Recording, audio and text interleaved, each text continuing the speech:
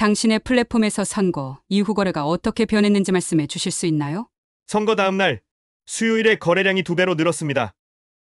저희 플랫폼에서 비트코인 구매가 100% 증가했습니다. 우리 고객들은 주로 비트코인을 구매하고 있으며 선거 이후에는 90% 이상의 고객이 비트코인을 플랫폼에서 인출해 자신만의 지갑에 보관하고 있습니다.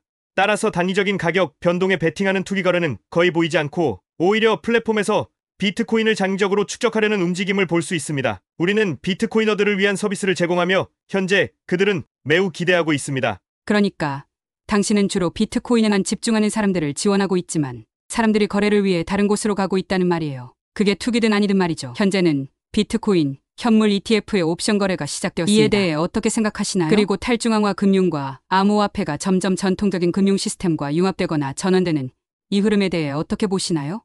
지난번에 이 프로그램에 나왔을 때도 말씀드렸지만 저는 비트코인이 암호화폐에서 유일한 진짜 돈이라고 생각합니다. 다른 암호화폐에는 별로 확신이 없고 저희 사업은 비트코인을 돈으로 간주하며 고객들에게 금융 서비스를 제공하는데 초점을 맞추고 있습니다. 그래서 저희 고객이라면 비트코인 금융 서비스를 원하실 겁니다. 비트코인을 사고 저장하고 송금하고 청소를 결제하거나 비트코인을 담보로 대출받고 싶어 할 수도 있죠. 이런 서비스들이 저희가 앞으로 고객들에게 제공하고자 하는 제품들입니다. 우리는 투기 거래소로 스스로를 정의하지 않습니다. 이것이 바로 저희 고객층입니다. 옵션 ETF와 MSTR 주식 같은 모든 것들이 비트코인의 유동성을 높이는 데 기여하고 있습니다.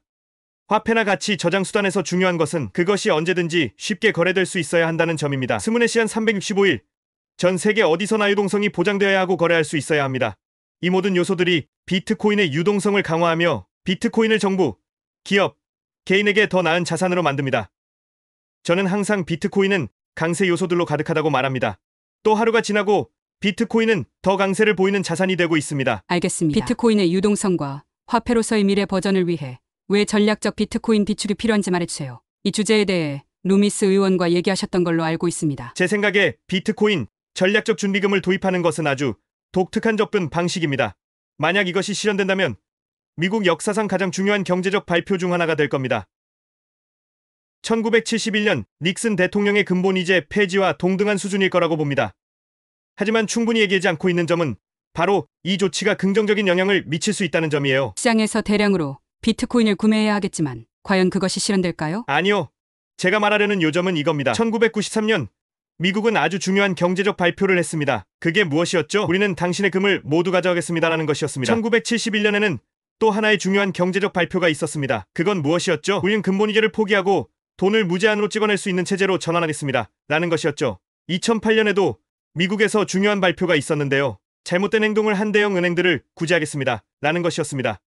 2025년에 미국이 또 하나의 중요한 경제적 발표를 한다면 그것은 무엇일까요? 우리는 기술과 혁신을 지지합니다. 라는 것이 될 겁니다. 비트코인은 어떤 원칙과 도덕성, 그리고 윤리적 정렬을 가지고 있나요? 평등한 권리, 동등한 기회, 그리고 개방된 네트워크를 지향합니다. 이것이 바로 미국의 이상이자 미국의 가치입니다. 이 자산은 15년 전부터 대중들이 접근할 수 있었으며 현재도 대중들이 소유하고 있는 자산입니다. 정부는 이 자산에 의해서 4%만 보유하고 있을 뿐입니다. 이 자산은 대중들에 의해 소유되며 공공의 이익을 위해 작용합니다. 비트코인은 일자리를 창출하고 에너지와 산업을 지원하며 성장을 촉진합니다. 그런데 누가 우리를 부채 문제에서 벗어나게 할 계획을 가지고 있나요? 타임스퀘어에서 레모네이드 가판대를 열어야 할까요? 아니면 인류 역사상 최고의 성과를 낸 자산을 선택해야 할까요? 우리는 그것에 집중하고 그것을 사야 합니다. 코인베이스는 미국 회사입니다. 스트라이크도 미국 회사이고 크라켄도 마찬가지입니다.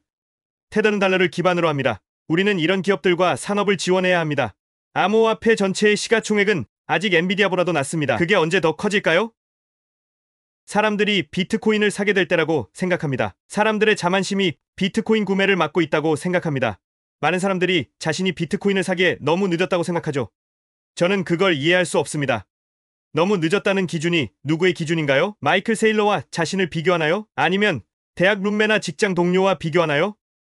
지난 15년 동안 당신이 할 수 있었던 최고의 선택은 비트코인을 사는 것이었습니다. 그리고 저는 앞으로 1500년 동안도 이 말이 진실일 것이라고 생각합니다. 그렇기 때문에 우리나라로서 우리는 선택권이 있다고 생각합니다. 세계의 다른 모든 사람들이 이 새로운 행동과 성장, 비즈니스 그리고 비트코인을 지지하고 있다는 점을 이해하고 있다고 생각합니다. 우리에게 최악의 선택은 충분히 비트코인을 보유하지 않는 것입니다. 사실 리스크를 줄이기 위해서라도 비트코인을 일부 구매해야 하며 이를 통해 미국의 이상, 기술, 혁신, 성장을 인류 역사상 최고의 자산과 기술을 통해 촉진해야 합니다.